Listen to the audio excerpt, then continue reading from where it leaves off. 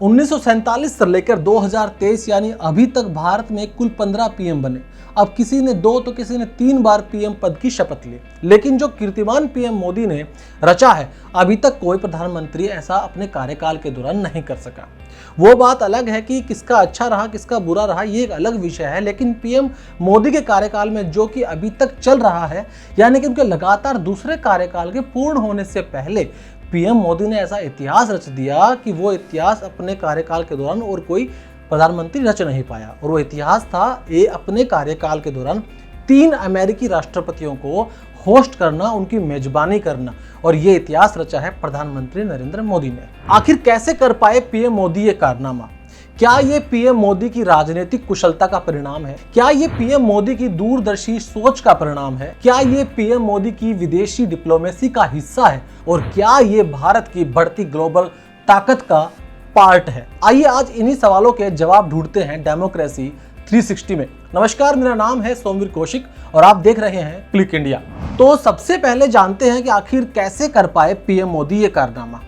देखिए, इस विश्लेषण को मैं इतिहास के पन्नों से शुरू नहीं करने वाला।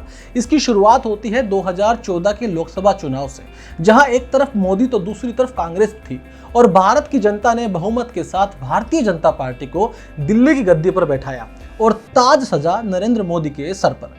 नरेंद्र मोदी जब से भारत के पीएम बने हैं तब से उन्होंने ताबड़तोड़ विदेशी दौरे किए और लगातार जारी हैं। उनके दौरे को लेकर लगातार विपक्ष जो है काफी हमलावर रहा, आलोचना भी हुई।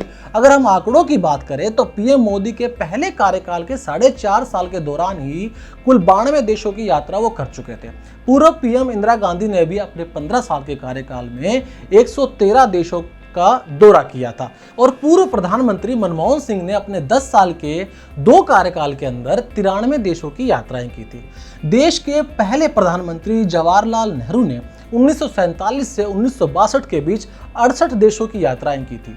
उनकी पहली विदेशी यात्रा 1949 में हुई, जब वे 11 से 15 अक्टूबर तक अमेरिका के दौरे पे गए।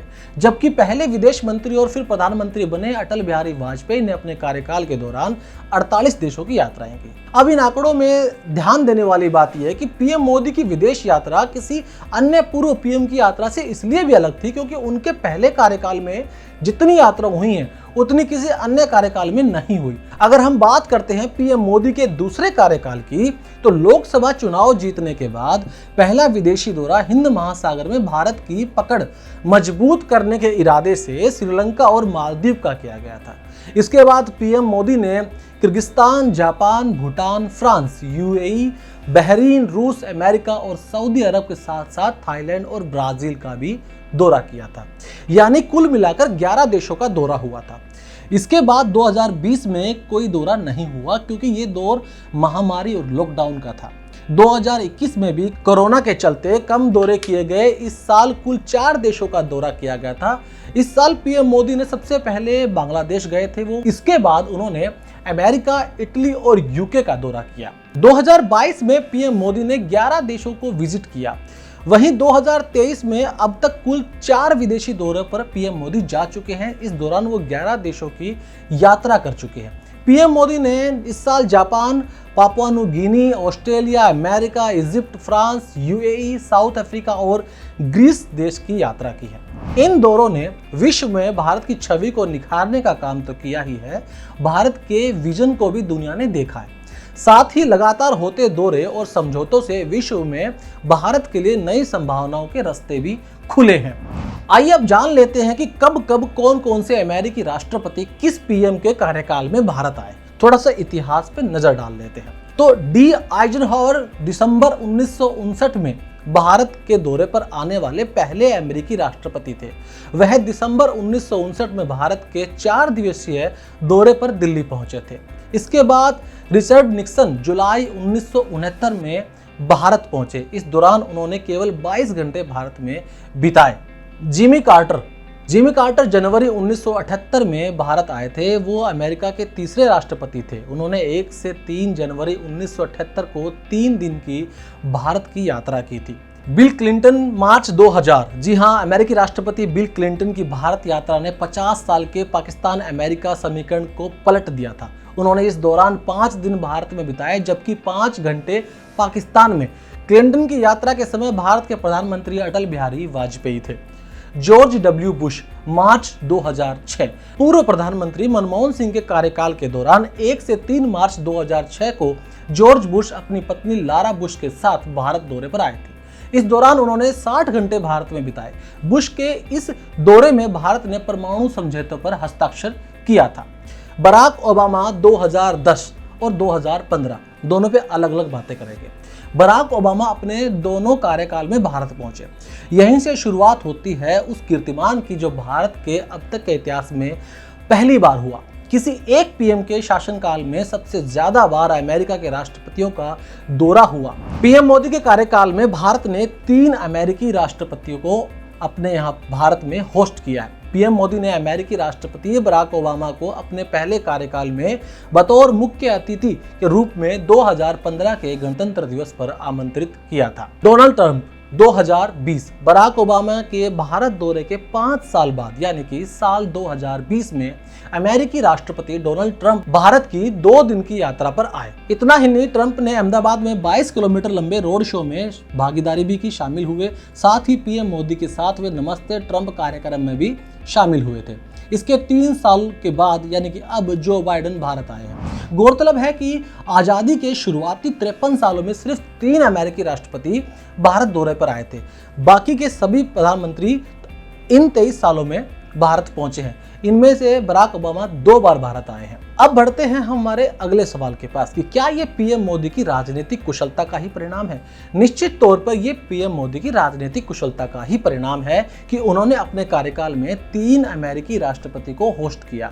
ना ही सिर्फ होस्ट किया बल्कि ट्रंप और ओबामा के साथ तो उनकी दोस्ती एक अलग ही पायदान पर थी। अब चाहे मेरे दोस्त बराक कहना हो या फिर नमस्ते ट्रंप या फिर बाइडेन द्वारा पीएम मोदी को राजकीय डिनर का आयोजन हो या फिर हाउडी मोदी कार्यक्रम हो, पीएम मोदी की लोकप्रियता और उनका अमेरिकी राष्ट्रपतियों से पर्सनल रिलेशन ये किसी से छुपा हुआ नहीं है।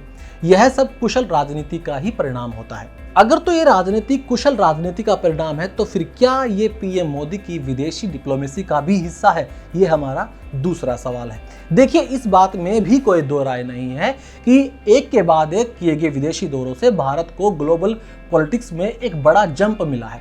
भारत आज दुनिया की 5वीं सबसे तेजी से बढ़ती अर्थव्यवस्था है। आज भारत ग्लोबल साउथ की आवाज उठा रहा है। भारत G20 की अध्यक्षता कर रहा है। अफ्रीकी यूनियन को भारत ने स्थायी सदस्यता दिला दी है और G20 को G21 कर दिया है।